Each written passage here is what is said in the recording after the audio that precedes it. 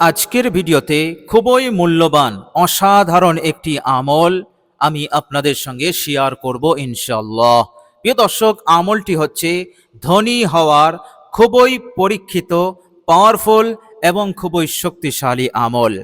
প্রিয় দর্শক, আপনি যদি আমলটি বিশুদ্ধভাবে আন্তরিকতার সহিত যদি আপনি করতে পারেন, আল্লাহ রাব্বুল আলামিন কয়েক দিনের মধ্যেই আপনাকে এত সম্পদ, এত দৌলত দেবেন যা আপনি কল্পনা করতে পারবেন না।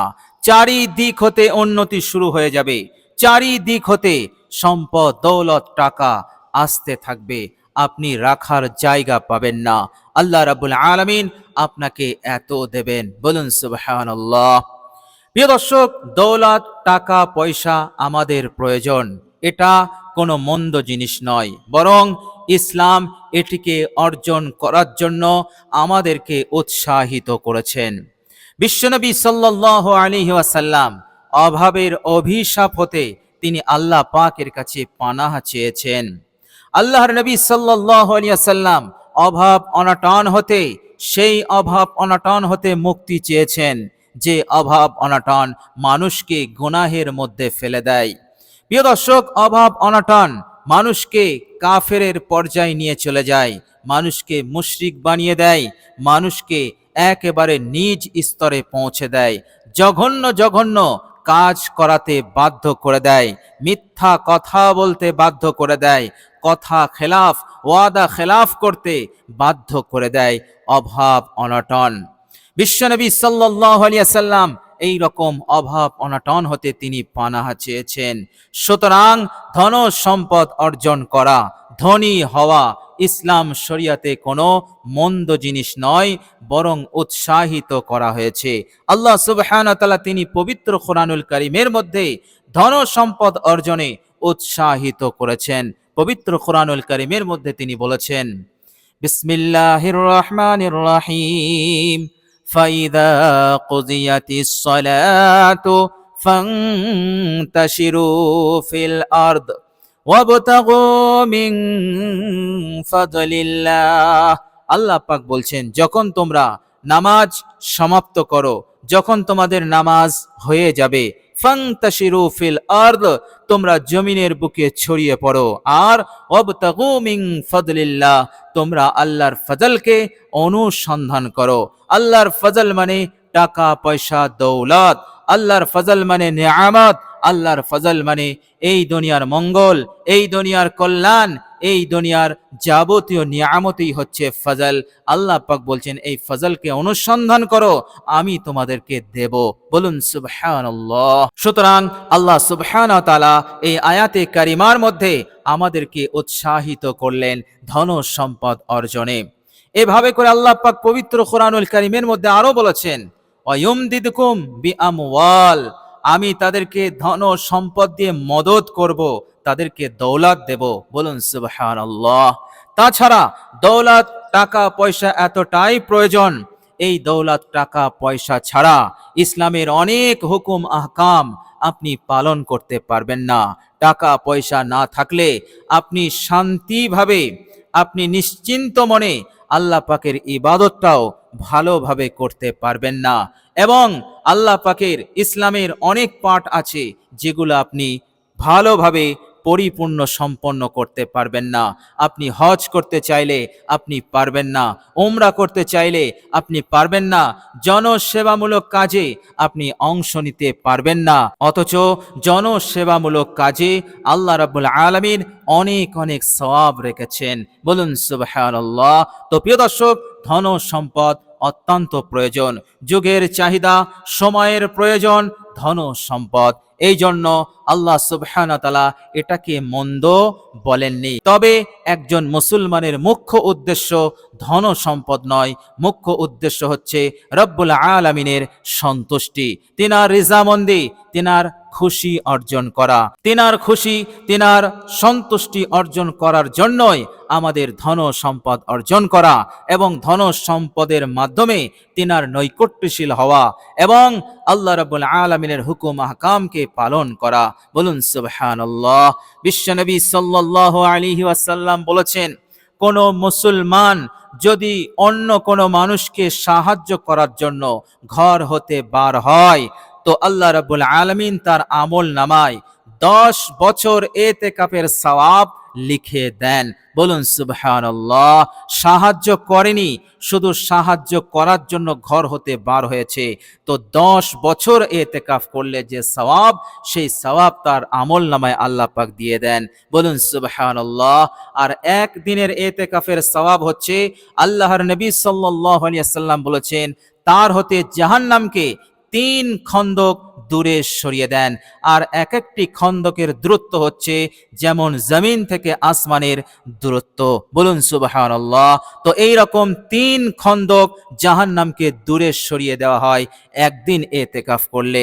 এবার আপনি চিন্তা করুন, 10 বছর লাগাতার এতেকাফ করলে কতটা সওয়াব, কতটা নেকির হকদার আপনি হয়ে যাচ্ছেন। বলুন সুবহানাল্লাহ। আর এই এতেকাফের এই এত সওয়াব আপনি অনায়াসেই সহজে লাভ করতে পারবেন শুধুমাত্র কোন একজন মানুষকে সাহায্য করার জন্য ঘর হতে বার হলে। বলুন সুবহানাল্লাহ। আপনি পথে আছেন আর আল্লাহ পাক আপনার আমল নামায় এতটা সওয়াব লিখে দিলেন। প্রিয় দর্শক, আপনি কি করে জাহান্নামী হবেন? আল্লাহ পাক তো এমনিতেই জাহান্নাম হতে আপনার জন্য নাজাতের ব্যবস্থা করবেন এবং জান্নাতের ব্যবস্থা করে দেবেন। বলুন সুবহানাল্লাহ। এবার চিন্তা করুন, এবার আপনি যদি কোনো অসহায় মানুষকে কিছু অর্থ দিয়ে, টাকা দিয়ে যদি সাহায্য করেন, আপনি যদি মাদ্রাসায় সাহায্য করেন, আপনি যদি একটি মসজিদ নির্মাণ করেন, মসজিদের জন্য কিছু সাহায্য করেন, আপনি এবার চিন্তা করুন আপনি কত বড় সওয়াব এবং আল্লাহ রাব্বুল আলামিনের কতটা সন্তুষ্টি আপনি অর্জন করতে পারবেন। তবে এসব সম্ভব হবে দৌলত সম্পদের মাধ্যমে। তো প্রিয় দর্শক, হালাল তরিকায় আপনি যদি বড় ধনী এবং বড় সম্পদশালী হতে চান, তাহলে এই আমলটি আপনি করতে পারেন। অসাধারণ আমল। প্রিয় দর্শক, বিশ্বনবী সাল্লাল্লাহু আলাইহি সাল্লামের বিখ্যাত এবং জলিলুল কদর সাহাবী আব্দুর রহমান বিন আউফ রাদিয়াল্লাহু তাআলা আনহু, তিনি এতটা সম্পদশালী ছিলেন, এত বড় ধনী ছিলেন যে তিনার মতন দৃষ্টান্ত এখন খুঁজে পাওয়া মুশকিল। আল্লাহ রাব্বুল আলামিন এতটা দৌলত দিয়েছেন। আল্লাহ রাব্বুল আলামিন হযরত উসমান গনি রাদিয়াল্লাহু তাআলা আনহুকেও তিনি অনেক অনেক দৌলত, ধন সম্পদ দিয়েছিলেন। এইভাবে করে বহু সাহাবী আছেন যিনাদেরকে আল্লাহ রাব্বুল আলামিন অনেক দৌলত দিয়েছেন, যাদের দৃষ্টান্ত আজ খুঁজে পাওয়া মুশকিল। বলুন সুবহানাল্লাহ। তো প্রিয় দর্শক, এভাবে করে আল্লাহ রাব্বুল আলামিন মুসলমানদেরকে অর্থাৎ সকল সাহাবীদেরকে আল্লাহ পাক মালামাল করে দিয়েছিলেন। সাহাবারা বলছেন, আমরা যদি শুধু ব্যবসা করতাম এত মাল অর্জন করতে পারতাম না। বলুন সুবহানাল্লাহ। তাহলে চিন্তা করুন আল্লাহ পাক কতটা দৌলত তিনাদেরকে দিয়েছিলেন। বলুন সুবহানাল্লাহ। সুতরাং এটা কোনো মন্দ জিনিস নয়, বরং ইসলাম এখানে উৎসাহিত করেছে, আল্লাহ রাব্বুল আলামিন এখানে উৎসাহিত করেছে। সুতরাং আপনি যদি উন্নতি করতে চান, চারিদিক হতে উন্নতি আসবে। অল্প দিনের মধ্যেই আপনি এত বড় ধনী হয়ে যাবেন যে টাকা পয়সা রাখার আপনি জায়গা পাবেন না ইনশাআল্লাহ। তবে আমলটি আমাদেরকে বিশুদ্ধভাবে আন্তরিকতার সহিত করতে হবে। প্রিয় দর্শক, আমলটির ব্যাপারে হাদিস শরীফের মধ্যে এসেছে, এক সাহাবী ছুটে ছুটে এসেছিলেন এবং আল্লাহর নবী সাল্লাল্লাহু আলাইহি সাল্লামকে বলেছিলেন যে, ইয়া রাসূলুল্লাহ, দুনিয়া আমার হতে মুখ ফিরিয়ে নিয়েছে। তিনার বলার উদ্দেশ্য হচ্ছে যে, ইয়া রাসূলুল্লাহ, আমি অত্যন্ত গরিব মানুষ, আমি অত্যন্ত অভাবী মানুষ, আমি যে কাজেই যাচ্ছি সেই কাজে আমার কোনো উন্নতি হচ্ছে না, কোনো বরকত নেই, সমৃদ্ধি নেই, আমি অত্যন্ত অভাবী মানুষ, আমি আমার প্রয়োজনটুকু আমি পূরণ করতে পারছি না, আমার হাজত পূরণ হচ্ছে না, আমার মনে হচ্ছে যে এই দুনিয়া আমার হতে মুখ ফিরিয়ে নিয়েছে। ইয়া রাসূলুল্লাহ, আমার জন্য কিছু একটি আমল বলে দিন, যত দ্বারা আমি এই দুনিয়ার বুকে অভাব মুক্ত হতে পারবো এবং আমি আমার হাজত আমি পূরণ করতে পারবো, আমি স্বনির্ভর হতে পারবো। ইয়া রাসূলুল্লাহ, আমাকে একটি আমল বলে দিন। এরপর বিশ্বনবী সাল্লাল্লাহু আলাইহি সাল্লাম সেই সাহাবীকে একটি আমল বলে দিলেন, একটি জিকির বলে দিলেন, বললেন এই জিকিরটি তুমি করবে। এরপর সেই সাহাবী বিশ্বনবী সাল্লাল্লাহু আলাইহি সাল্লামের মুখ হতে জিকিরটি শোনার পর তিনি সেই জিকিরটি করতে লাগলেন। প্রিয় দর্শক, কিছুদিন যেতে না যেতেই সেই সাহাবী হাসি মুখে রাসূলুল্লাহ সাল্লাল্লাহু আলাইহি সাল্লামের কাছে এসে বললেন যে, ইয়া রাসূলুল্লাহ, আল্লাহ পাক আমাকে এত কিছু দিয়েছেন, এত দৌলত, এত সম্পদ দিয়েছেন যে আমি আর রাখার জায়গা পাচ্ছি না। আল্লাহ পাক আমাকে এত উন্নতি দিয়েছেন, এত দৌলত দিয়েছেন। বলুন সুবহানাল্লাহ। প্রিয় দর্শক, অসাধারণ এই জিকির। প্রিয় দর্শক, এছাড়াও এই জিকিরটি করলে আল্লাহ পাক আপনাকে পরকালে কিয়ামতের দিনে আপনাকে নাজাত দেবেন। বলুন সুবহানাল্লাহ। আপনার নেকির পাল্লা যখন ওজন করা হবে, আপনার নেকির পাল্লা ঝুঁকে যাবে, গুনাহের পাল্লা হালকা হয়ে যাবে। বলুন সুবহানাল্লাহ। কিয়ামতের কঠিন দিনে আপনি হাসবেন, আপনার মুখমণ্ডল উজ্জ্বল হবে। আল্লাহ রাব্বুল আলামিন এভাবে করে আপনাকে আরশের ছায়ায় আশ্রয় দেবেন। কিয়ামতের সীমাহীন কঠিন পরিস্থিতিতে আল্লাহ পাক আপনাকে নাজাত দান করবেন। বলুন সুবহানাল্লাহ। আল্লাহ সুবহানাহু ওয়া তাআলা পবিত্র কোরআনুল কারীমের মধ্যে বলেছেন, বিসমিল্লাহির রহমানির রহিম, ওয়ালা তানিয়া ফি যিকরি, তোমরা আমার জিকির হতে গাফিল হয়ো না। আল্লাহ পাক গাফিল হতে নিষেধ করলেন কেন? আল্লাহ পাক তিনি জিকিরের মধ্যে ইহকাল এবং পরকালের সফলতা লুকিয়ে রেখেছেন। দুনিয়াতেও তুমি সুখে শান্তিতে অবস্থান করতে পারবে, আর পরকালেও তোমার নাজাত নিশ্চিত হবে। বলুন সুবহানাল্লাহ। বিশ্বনবী সাল্লাল্লাহু আলাইহি ওয়াসাল্লাম বলেছেন, যারা দুনিয়ার বুকে জিকির করেছে, আল্লাহ রাব্বুল আলামিন কিয়ামতের কঠিন দিনে, যেদিন সূর্যকে একেবারে কাছে নিয়ে আসা হবে এবং হাসরবাসী এতটাই ঘর্মাক্ত হবে, তাদের শরীর হতে এতটা ঘাম ঝরবে যে সেই ঘামে তারা ডুবে থাকবে। কেউ হাঁটু পর্যন্ত, কেউ কোমর পর্যন্ত, কেউ গলা পর্যন্ত ডুবে যাবে। আপনি চিন্তা করতে পারছেন কতটা কঠিন সময় হবে, কতটা তীব্র তাপ সেদিন তৈরি হবে। বিশ্বনবী বললেন, এই জাকিরিন বান্দা এবং বান্দি সেদিন আল্লাহ পাকের আরশের সুশীতল ছায়ায় আশ্রয় পাবে। বলুন সুবহানাল্লাহ। আল্লাহ পাক তাদেরকে এই রকম সম্মান দান করবেন, এই জাকিরিন বান্দা এবং বান্দিদেরকে। বলুন সুবহানাল্লাহ। বিশ্বনবী সাল্লাল্লাহু আলাইহি ওয়াসাল্লাম এক পর্যায়ে বললেন, মুফাররাদুন, লোকেরা অনেক আগে চলে গেছে। সাহাবারা বললেন, ইয়া রাসূলুল্লাহ, মুফাররাদুন লোক কারা? আল্লাহর নবী সাল্লাল্লাহু আলাইহি সাল্লাম বললেন, তারা হচ্ছে জাকিরিন বান্দা এবং বান্দি। বলুন সুবহানাল্লাহ। প্রিয় দর্শক, বিশ্বনবী সাল্লাল্লাহু আলাইহি সাল্লাম জিকিরের ফজিলত বর্ণনা করতে গিয়ে তিনি বলেছেন যে জিকির এমন একটি আমল, কবরের আযাব গজব হতে সবচাইতে বেশি নাজাতকারী। জিকিরের থেকে বেশি অন্য কোন আমল কবরের আযাব গজব হতে নাজাত দানকারী নয়। বলুন সুবহানাল্লাহ। বিশ্বনবী সাল্লাল্লাহু আলাইহি ওয়াসাল্লাম জিকিরের এত বড় ফজিলতের কথা তিনি বলেছেন। সুতরাং পরকালের জিন্দেগিতেও আপনি কামিয়াব হবেন, পরকালের জিন্দেগিতে জাহান্নাম হতে আপনি মুক্তি পাবেন। বলুন সুবহানাল্লাহ। প্রিয় দর্শক, শুনলে আপনি অবাক হয়ে যাবেন। এই জাকিরিন বান্দারা যখন জান্নাতে চলে যাবে, জান্নাতে কোনো আফসোস থাকবে না, জান্নাতে কোনো দুঃখ থাকবে না।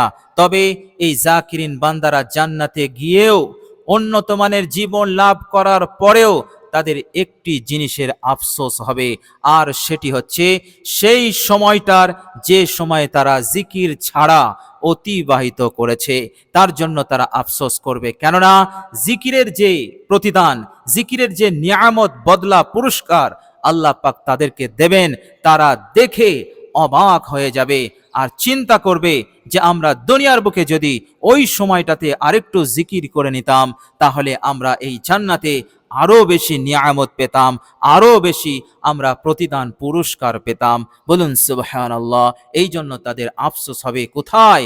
জান্নাতে। বলুন সুবহানাল্লাহ। সুতরাং এই দুনিয়ার বুকে ধনী সুখী হবেন এবং পরকালে জান্নাতি হবেন। খুবই সুন্দর, অসাধারণ আমল, অসাধারণ এই জিকির। প্রিয় দর্শক, এবার আমরা জেনে নেব বিশ্বনবী সাল্লাল্লাহু আলাইহি সাল্লাম কোন জিকিরটি, কোন আমলটি তিনি বলেছিলেন, যে সেই অভাবী সাহাবী কয়েক দিনের মধ্যেই তিনি মালামাল হয়ে গেলেন এবং তিনি নিজে দাবি করলেন যে আল্লাহ পাক আমাকে এত দিয়েছেন যে আমি মাল রাখার আর জায়গা পাচ্ছি না। বলুন সুবহানাল্লাহ। প্রিয় দর্শক, চলুন আমরা এবার সেই জিকিরটি জেনে নেব এবং কখন আমরা জিকিরটি করব সেটাও আমরা জেনে নেব। প্রিয় দর্শক, এই মূল্যবান জিকিরটি আপনি সুবহ সাদিকের সময় করবেন। এর মতলব হচ্ছে ফজরের 2 রাকাত সুন্নত পড়ার পর আপনি এই জিকিরটি করবেন 100 বার। প্রিয় দর্শক, বিশ্বনবী সাল্লাল্লাহু আলাইহি সাল্লাম বলেছেন, আজানের পরবর্তী সময়ে যে দোয়া করা হয় সেই দোয়া আল্লাহ রাব্বুল আলামিন কবুল করে নেন। বলুন সুবহানাল্লাহ। সুতরাং ফজরের 2 রাকাত ফরজ নামাজ পড়ার পূর্বেই আপনি এই জিকিরটি করবেন। প্রিয় দর্শক, জিকিরটি হচ্ছে সুবহানাল্লাহি ওয়া বিহামদিহি সুবহানাল্লাহিল আযীম আস্তাগফিরুল্লাহ সুবহানাল্লাহি ওয়া বিহামদিহি সুবহানাল্লাহিল আযীম আস্তাগফিরুল্লাহ সুবহানাল্লাহি ওয়া বিহামদিহি সুবহানাল্লাহিল আযীম আস্তাগফিরুল্লাহ। এই জিকিরটি আপনি করবেন 100 বার। ইনশাআল্লাহ অবশ্যই এর ফলাফল আপনি পাবেন, এর মধ্যে কোনো সন্দেহ নেই ইনশাআল্লাহ। প্রিয় দর্শক, ভিডিওটি এ পর্যন্ত কষ্ট করে দেখার জন্য আল্লাহ রাব্বুল আলামিনের কাছে দোয়া করি, আল্লাহ রাব্বুল আলামিন যেন আমাদেরকে কবুল করে নেন, আমাদের মনের আশা আকাঙ্ক্ষা পূরণ করে দেন, অভাব অনটন হতে মুক্তি দান করেন এবং আল্লাহ রাব্বুল আলামিন আমাদেরকে দৌলত দিয়ে, সম্পদ দিয়ে যেন মালামাল করে দেন। হালাল তরিকায় আল্লাহ পাক যেন আমাদেরকে বড় ধনী বানিয়ে দেন, আমাদেরকে কবুল করেন এবং তিনার ইবাদত আমরা যেন ভালোভাবে করতে পারি এবং দুনিয়ার বুকে যেন আমাদের প্রত্যেক কাজে সফলতা দান করেন। মৃত্যুর পরের জিন্দেগিতেও আল্লাহ পাক যেন আমাদের জান্নাত নসিব করেন। সকলে বলি আমিন সুম্মা আমিন। প্রিয় দর্শক, কমেন্ট বক্সে একবার আমিন লিখে দেবেন। আজ এ পর্যন্তই। সকলে ভালো থাকবেন, সুস্থ থাকবেন। ভিডিওটি ভালো লাগলে একটি লাইক এবং শেয়ার করে দেবেন। প্রিয় দর্শক, শেষে আমার আন্তরিক সালাম নেবেন। আসসালামু আলাইকুম ওয়া রাহমাতুল্লাহি ওয়া বারাকাতুহু।